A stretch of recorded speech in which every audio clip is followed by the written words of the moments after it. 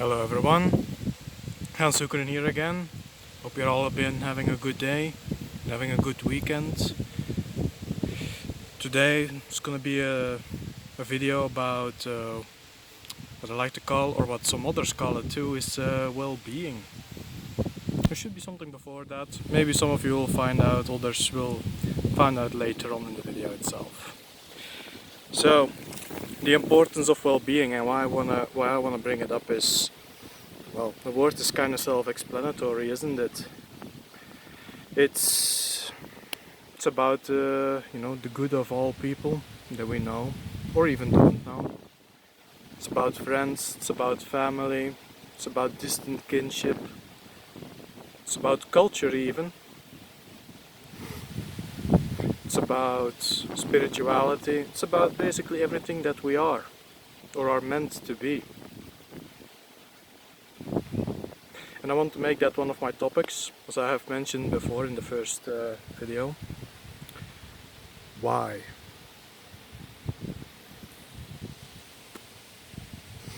Why not?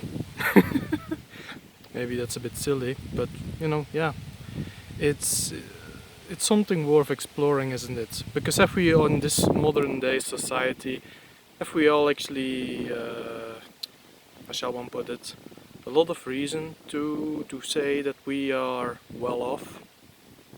Well off these days tends to mean, oh, I have enough money to buy food, to get clothes, to provide entertainment, maybe provide for children that I have,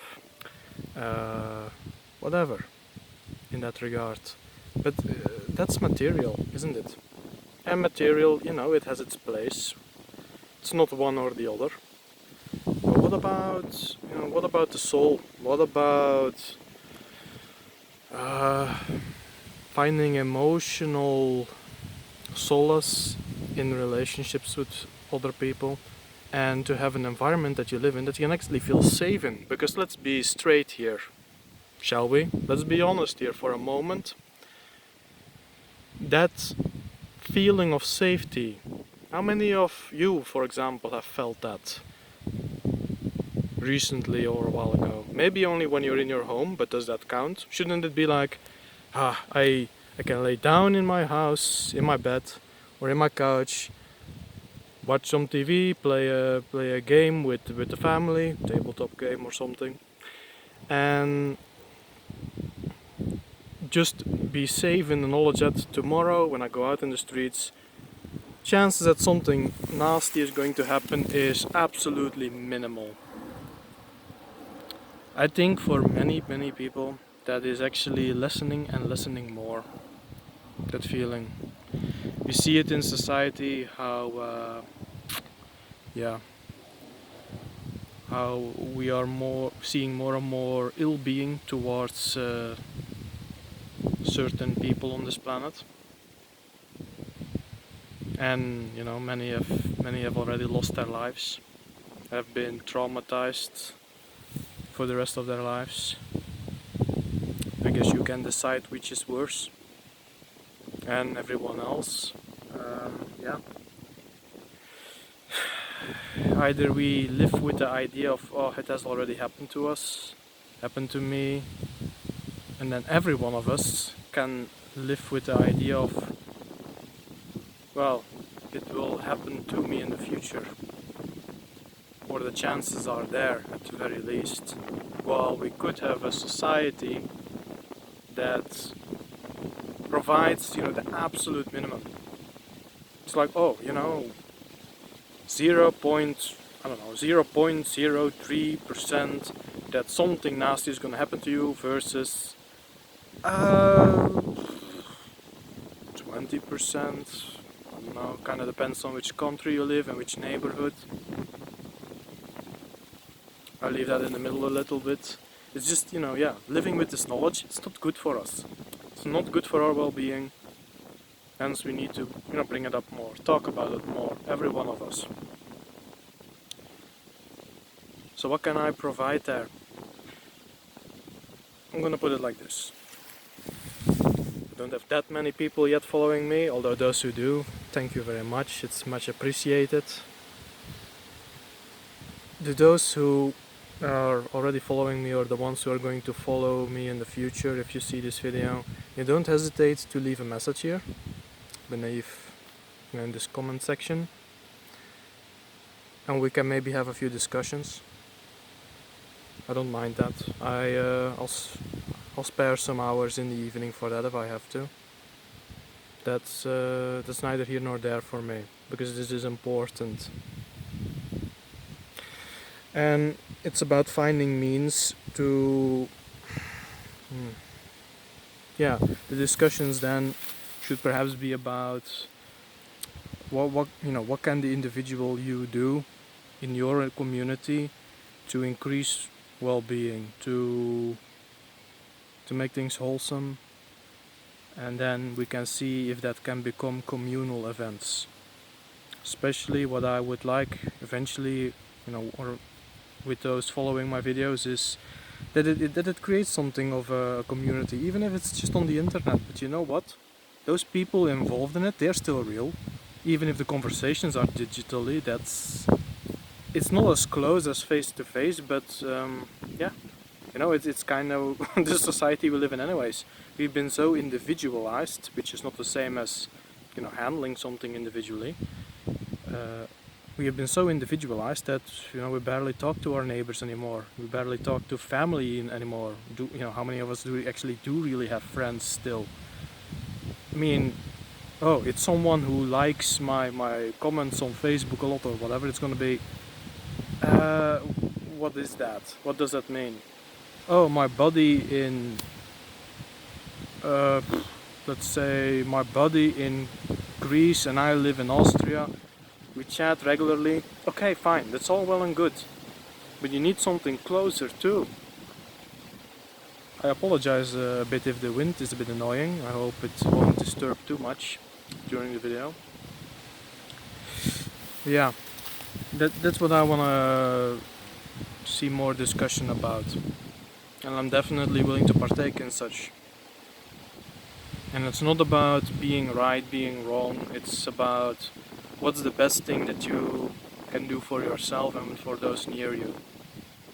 And if enough of us do that, it will have a societal effect. Don't buy into this, it's just me, it won't work, or even if I convince one, it's just two of us. No. That in itself can have such huge changes for the better. It really can. Don't sell yourself short. And I'm also going to bring something up that I did in another video, I believe now 2 videos ago. Many of us still live basically caught in their house with barely anywhere to go. And I know that psychologically it has been hurting many, which is just normal. Especially people of European stock, we do not do well in captivity. And there's something to think about if you want to. And now governments are trying to they're trying to step away from their responsibility for creating the situation, letting the disease in, which they have the power to prevent anyways, but they did not do. And now their solutions, just to save face a bit, is forcing people to do all manners of things that the people never agreed to anyways. Again, never agreed to. And one of these solutions now is, let's make drugs more accessible to people. So people can basically, they can have medicine for their feelings of loneliness and pain, and just the torture of sitting in a room and nothing to do maybe. Do not accept that. Please do not. You can if you want to, but I really recommend against it. One of the reasons is you're just gonna be the same plus an addiction. Yeah, I think I'm gonna go a bit into addiction now. What Hans thinks addiction really is. Well, according to many people, addiction is something along the lines of, you take a drug and now you're hooked to it. And some people are more susceptible to certain drugs than others. That's the case, that's true. Genetically, some guy can handle, I don't know, a whiskey far better than another guy, or cigarettes, or maybe some foulness that needs to go up your nose or needs to be injected. But people who are really happy, people who live good lives, who have things going well for them generally, they may sample once in a while, but truly getting addicted, that usually is causal of psychological hurt. And it does not matter how rich you are. Absolutely not. You can have all the money in the world, all the wealth, all the possessions you want. You can be just as miserable in that level, just as lonely, just as hurt as someone who's living on the streets. As someone, yeah, I don't need to go further in that, I believe. I think that's quite clear. Wealth is not a substitute for happiness. And taking drugs is neither. When you're in that kind of pain, that's your body, or your soul perhaps even, signaling to you that you need people around you, people of like mind, people that care about you. And you need to be able to admit that. Because if you do not, then you go down these destructive routes.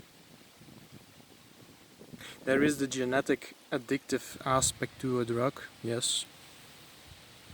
But the psychological addiction is worse. Because the body can give you signals, but at the end of the day it has to listen to your mind. So it's your mind that you need to make more powerful than your inner urges. I think that's actually not just for addiction, that's just generally in life. A bit of self-discipline can do a whole lot of good. The capacity to controlling your animal side.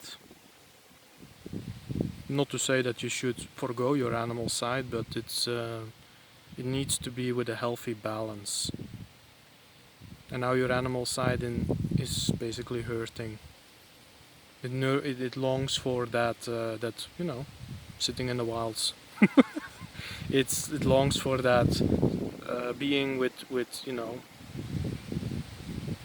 what would be a good term? Kinsmen? People with the same soul, or the same biospirit.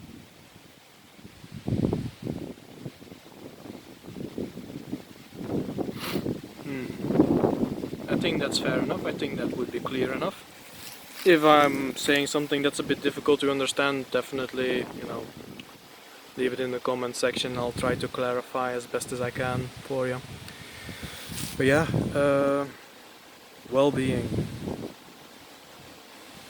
Stay away from, that stereotypical stay away from drugs. But I'm giving you the reason, the reason what may cause you to want to take them. And if you feel that, now you're warned, hopefully. You still do what you want, of course. That's not for me to say what you must or mustn't. But if you want to take drugs to escape pain, that pain is not going anywhere at all.